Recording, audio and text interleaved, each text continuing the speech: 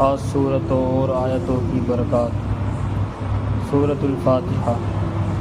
عن ابی ہریرہ ان رسول اللہ صلی اللہ علیہ وسلم قال لأبی بن کعب قد احب ان اعلمک سورۃ لم ينزل فی التوراۃ ولا فی الانجیل ولا فی الزبور ولا فی القرآن مثلها قال نعم یا رسول اللہ فقال رسول اللہ صلی اللہ علیہ وسلم کیف تقرأ فی الصلاۃ قال فقرأ ام القرآن فقال رسول اللہ صلی اللہ علیہ وسلم والذی نفسی بیدہ ما انزلت فی التوراۃ ولا فی الانجیل ولا فی الزبور ولا فی القرآن مثلها وإنها سبع من المثانی والقرآن العظیم الذی اوتیتہ۔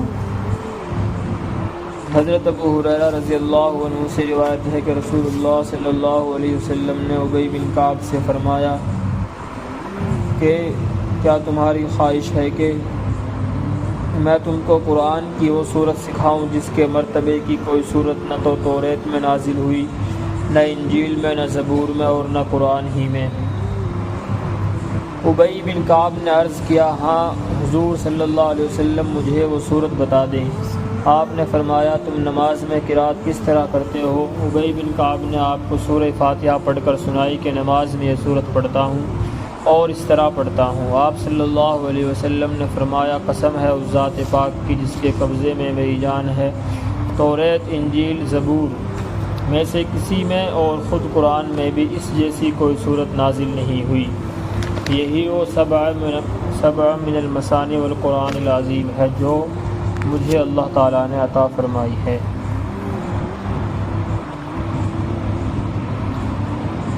یہاں سے جو بیان چل رہا ہے وہ قرآن مجید میں وہ صورتیں جن کی خاص فضیلت ہے کہ بھئی اگر انسان یہ عمل اس وقت کرے گا تو اس کی یہ برکت ہوں گی، اگر یہ عمل اس وقت کرے گا تو اس کی وہ برکات ہوں گے۔ یہ وہاں سے ان صورتوں کا بیان چل رہا ہے۔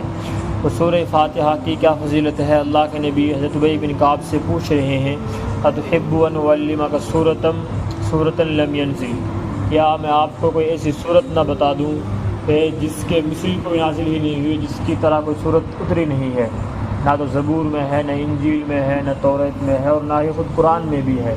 ایسی فضیلت کی حامل وہ صورت ہے، اس طرح اس کے برکات و انوارات ہیں۔ تو حضرت ابی بن کعب نے کہا ضرور بتائیے۔ تو آپ صلی اللہ علیہ وسلم نے فرمایا کہ وہ صورت جو ہے وہ سورہ فاتحہ ہے جو ہم اور آپ نماز میں پڑھتے ہیں، اس کے مثل کوئی صورت نہیں ہے، اسی کو سبع مثانی بھی کہا جاتا ہے۔ اس صورت کے مختلف نام ہیں، اسی سے قرآن مجید کی ابتدا ہوتا ہے۔ اس کو ام القرآن بھی کہا جاتا ہے اس صورت کو، کیونکہ اس جیسی کوئی صورت نہیں ہے، اس لیے ام القرآن یعنی تمام قرآن کی ماں ہے یہ صورت۔ اسی طرح اس کو سورہ شفا بھی کہا جاتا ہے، کیونکہ حدیث کے اندر آتا ہے جو انسان اس کو پڑھ کر اپنے بیماروں پر یا کسی پر بھی دم کرے گا تو اسے اللہ تبارک و تعالیٰ شفا دیتے ہیں۔ اسی طرح اس صورت کے اور بھی بہت سے نام ہیں جو حدیث میں ذکر کیے گئے ہیں۔ سورہ بقرہ۔ عن ابی ہریرہ ان رسول اللہ صلی اللہ علیہ وسلم قال لكل شيء سنام وسنام القرآن سورۃ البقرہ وفيها آیۃ هي سیدۃ آیۃ القرآن آیۃ الکرسی۔ حضرت ابو ہریرہ رضی اللہ عنہ سے روایت ہے کہ رسول اللہ صلی اللہ علیہ وسلم نے فرمایا کہ ہر چیز کی کوئی چوٹی ہوتی ہے جو سب سے اوپر اور بالاتر ہوتی ہے، اور قرآن کی چوٹی سورہ بقرہ ہے، اور اس میں ایک آیت الکرسی تمام آیات قرآنی کی گویا سردار ہے۔ اسلام کے بنیادی اصول و عقائد اور احکام شریعت کا جتنا تفصیلی بیان سورہ بقرہ میں اتنا کسی صورت میں نہیں ہے۔ یہ صورت قرآن مجید کی سب سے بڑی صورت ہے اور اللہ تبارک و تعالیٰ نے اس کے اندر مختلف مضامین بیان کیے ہیں۔ اس صورت کے اندر 1000 چیزوں کے کرنے کا حکم دیا ہے، 1000 چیزوں سے اللہ تبارک و تعالیٰ نے روکا ہے، اور اسی طرح اس صورت کے اندر مختلف واقعات قصص بیان کیے گئے ہیں۔ عن ابی ہریرہ ان رسول اللہ صلی اللہ علیہ وسلم قال لا تجعلوا بیوتکم مقابر وان البیت الذی تقرأ البقرۃ فیہ لا يدخل الشیطان۔ حضرت ابو ہریرہ رضی اللہ عنہ سے روایت ہے کہ آپ صلی اللہ علیہ وسلم نے فرمایا کہ اپنے گھروں کو قبرستان نہ بنا لو، یعنی جس طرح قبرستانوں میں مردے ذکر و تلاوت نہیں کرتے اور اس کی وجہ سے قبرستانوں کی فضا ذکر و تلاوت کے انوار و آثار سے خالی رہتی ہے، تم اس طرح اپنے گھروں کو نہ بنا لو بلکہ گھروں کو ذکر و تلاوت سے معمور رکھا کرو، اور جس گھر میں خاص کر سورہ بقرہ پڑھی جائے اس گھر میں شیطان نہیں آ سکتا۔ اس حدیث کے اندر اللہ کے نبی صلی اللہ علیہ وسلم سورہ بقرہ کی فضیلت بیان کرتے ہوئے یہ بات کہہ رہے ہیں، لا تجعلوا بیوتکم مقابرا، کہ اپنے گھروں کو قبرستان مت بناؤ۔ قبرستان نہ بنانے کا مطلب یہ ہے کہ جس طرح قبرستان میں ذکر و اذکار نہیں ہوتا ہے، وہاں کی سرزمین اس چیز سے بالکل خالی ہوتی ہے، اسی طرح تم اپنے گھروں کو نہ بناؤ بلکہ وہاں پر ذکر و اذکار کی محفلیں لگایا کرو، مجلسیں لگایا کرو، اور ہو سکے تو سورہ بقرہ اس میں پڑھ لیا کرو۔ اس سے کیا فائدہ ہوگا؟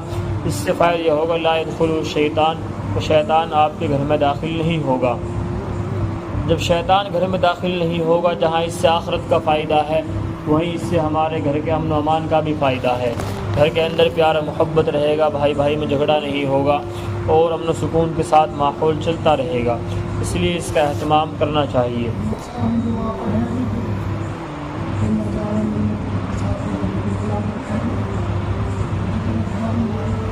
وہ تو ٹھیک ہے، وہ تو وقتی طور پہ ہوئے ہیں نماز کے ساتھ، تو مطلب مستقل ایک بات بتائی جا رہی ہے کہ ایسے ہوئے نہ ہے وہاں پہ۔ جب ہم میت لے کے جائیں گے تو نماز جنازے کے ساتھ ہم نماز پڑھیں گے، وقت بعد دعا بھی ہو جائے، تھوڑی بہت ہو جائے جو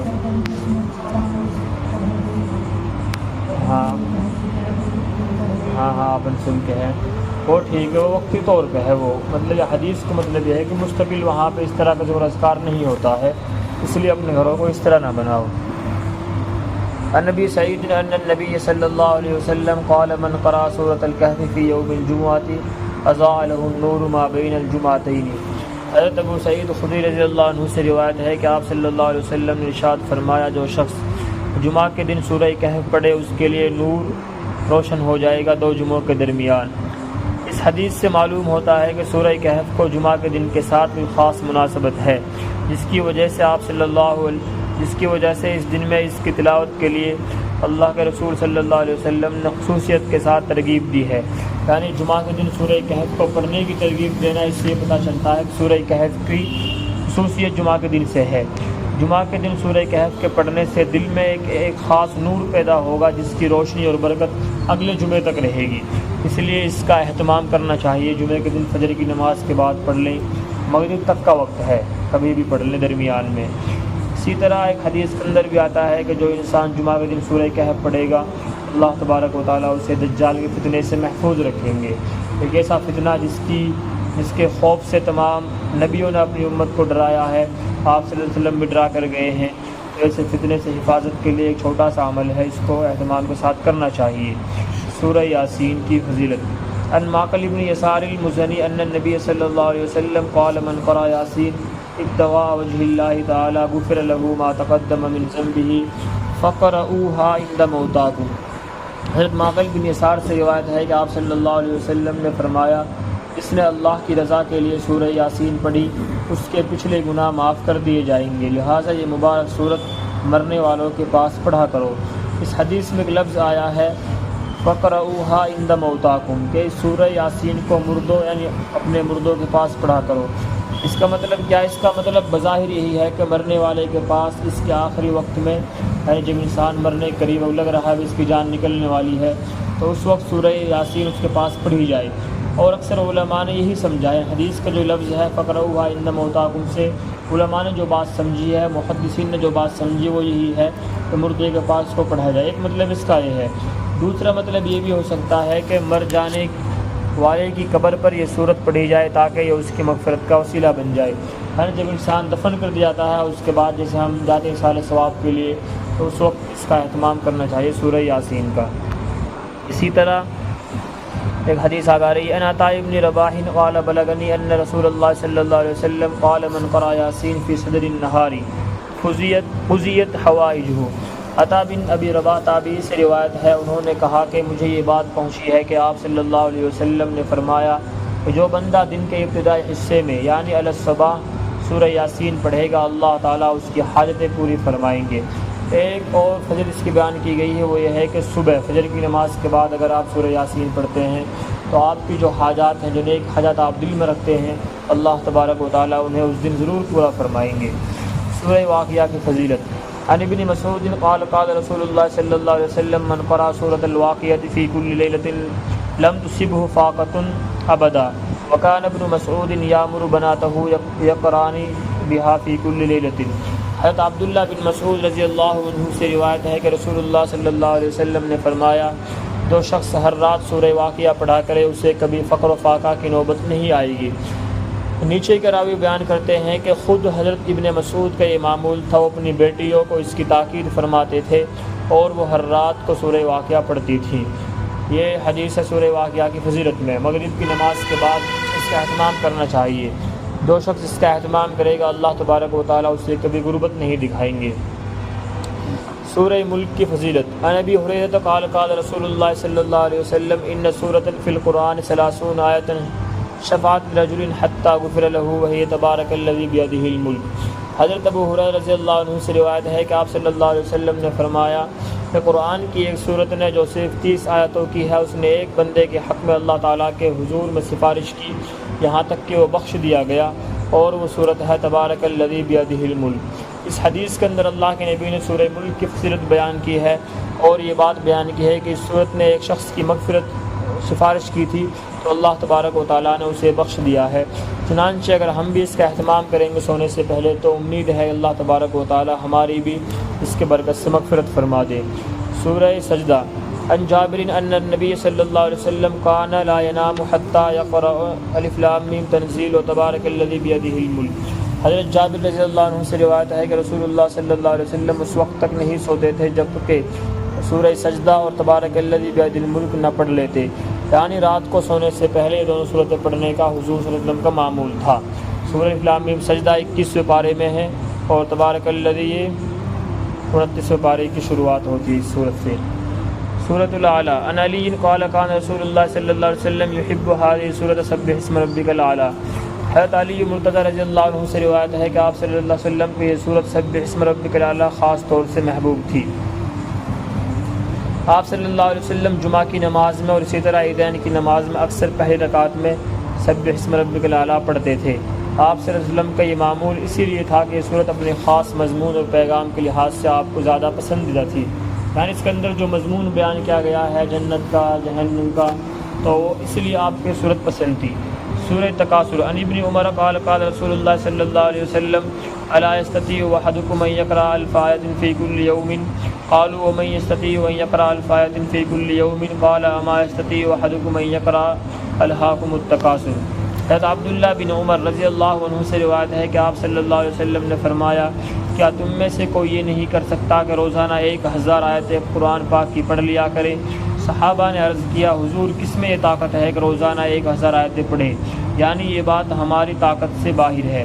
آپ صلی اللہ علیہ وسلم نے ارشاد فرمایا، کیا تم میں کوئی اتنا نہیں کر سکتا کہ سورہ الہاکم التکاثر پڑھ لیا کرے؟